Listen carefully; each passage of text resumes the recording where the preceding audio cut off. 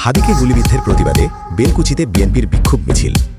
মোহাম্মদ রানা বেলকুচি সিরাজগঞ্জ থেকে পাঠানো ভিডিওচিত্রে থাকছে বিস্তারিত। ইনকিলাব মঞ্চের মুখপাত্র ও ঢাকা ৮ আসনের স্বতন্ত্র প্রার্থী শরীফ ওসমান হাদির নির্বাচনী গণসংযোগকালে প্রকাশ্যে সন্ত্রাসীদের হাতে গুলিবিদ্ধের প্রতিবাদে সিরাজগঞ্জের বেলকুচিতে বিক্ষোভ মিছিল করেছে বেলকুচি উপজেলা বিএনপি ও পৌর বিএনপির নেতৃবৃন্দ।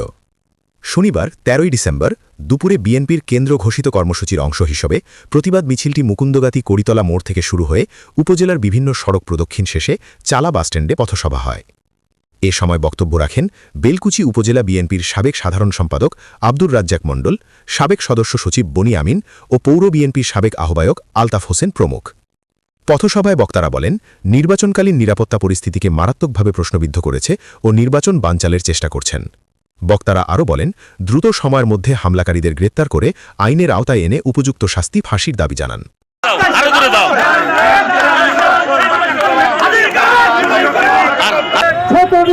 আন্দোলন করতে গিয়ে আমাদের বাংলাদেশ জাতীয়তাবাদী দল বিভিন্ন গণতান্ত্রিক সংগঠনের নেতৃবৃন্দ আত্মহতি দিয়েছেন।